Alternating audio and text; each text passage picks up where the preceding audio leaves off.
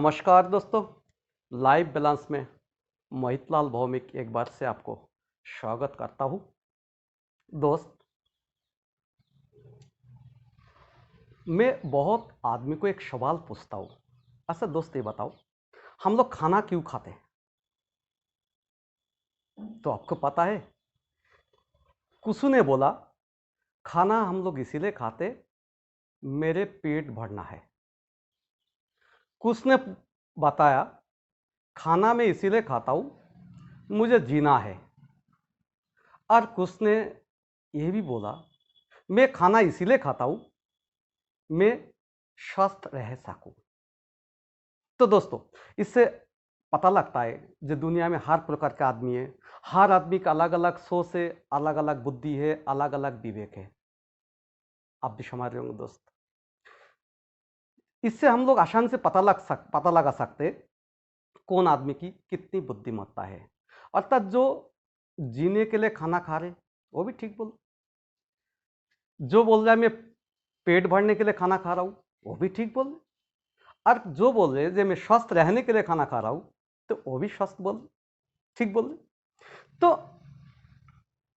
फर्क इतनी हुआ जे उसको अपनी अपनी सोच, अपनी अपनी बुद्धिमत्ता। तो दोस्त, हम लोग इस सवाल को बार बार कहते हैं खाना हम लोग को इसीलिए खाना चाहिए स्वस्थ रहने के लिए, स्वस्थ रहने के लिए, स्वस्थ रहने के लिए। और स्वस्थ रहने के लिए जो खाना है दोस्त, वो शुद्ध खाना ही नहीं है, उसको हम लोग बोलते हैं संतुलित खाना, अर्थात बैलेंस डाइट।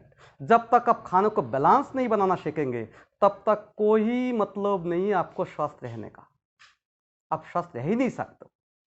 और इसीलिए अगर आपको स्वस्थ रहना है दोस्त, तो खाने का प्लीज बैलेंस बनाना सीखिए। और इस बैलेंस बनाने के लिए जब तक कैलोरीज नहीं समझेंगे तब तक आप कभी भी नहीं कर पाएंगे। हम लोग जब भी कोई काम करते तो हमारी मन में हर टाइम क्यों करूँगा, क्यों खाऊंगा, तो ये जो क्यों, ये हर टाइम आपका जहन में, आपका दिमाग में घूमते रहना चाहिए। तो आप उसके जवाब आपको ब्रेन जरूर देगा।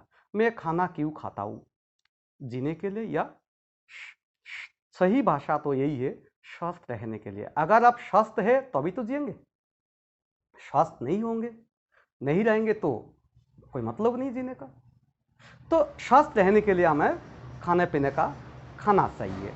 तो इसमें जो बैलेंस हमने बताया, इसको करना आप आसानी से कर सकते हो। हमारी आदत खत्म हो चुकी है, हम लोग आदत को बनाए नहीं है। हमारी शिक्षा व्यवस्था में उस तरह से बैलेंस बनाने का जो तरीका ये बताया नहीं गया। हमारी जो नानी बाबा अम्मा जो सिखाया गया ठीक उसी तरह से करते। लेकिन दोस्त, आजकल ज़माना टेक्निकी तौर पे बहुत कुछ अलग हो चुका है, बहुत कुछ बदलाव आ गया। अब सब कुछ मापतोल में आ चुका है दोस्त, हम लोग सब कुछ मापतोल के करते हैं।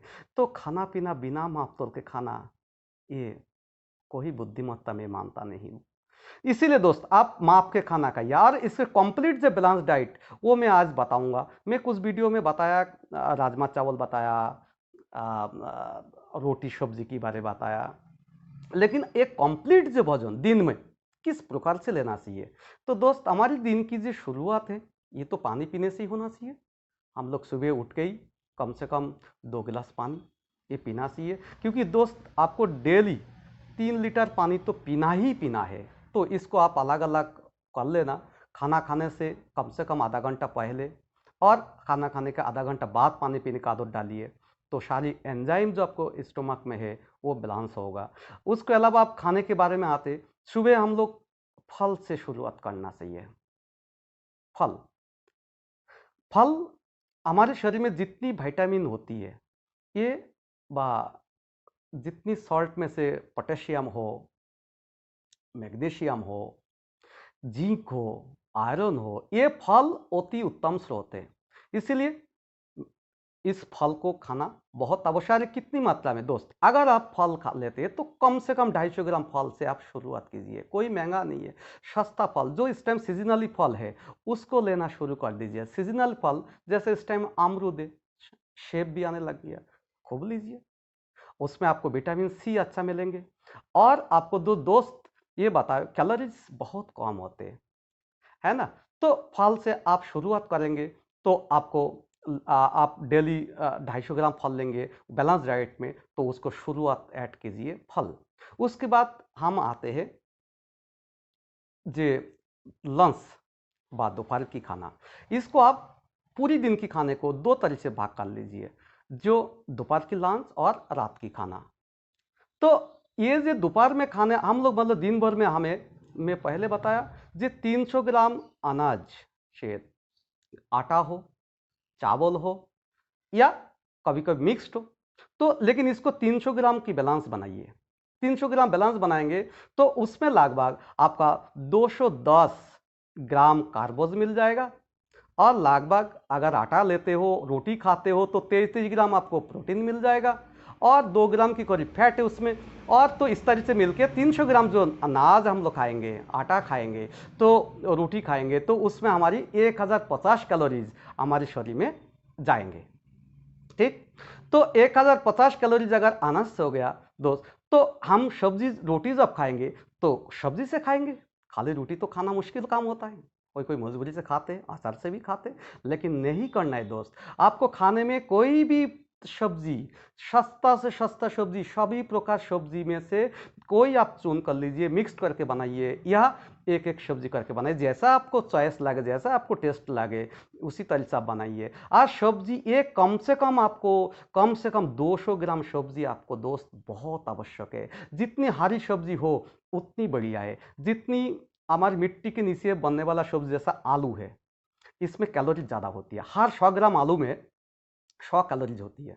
इसी प्रकार अरबी हो, बात जो मिट्टी के नीचे होती है, इसमें बहुत कैलोरीज होती है। इसीलिए अधिकतर डॉक्टर इसको कम रखने के लिए ना खाने के लिए कह देते हैं। अब आलू है, ज़्यादातर हम लोग आलू बहुत खाते हैं, उत्तर भारत में मैं देखता रहता हूँ बहुत आलू खाया जाता है, तो उसमें बहुत ज़्यादा कैलोरीज होती है। उस कैलोरीज की जगह अब जिसमें सब्जी है, जितनी हरी सब्जी है उसके एवरेज जो हरी सब्जी है उस पर हर 100 ग्राम में 50 कैलोरीज होती है। तक 200 ग्राम आपको सब्जी ले लिया तो उसमें से आपका 100 कैलोरीज आ जाएगा।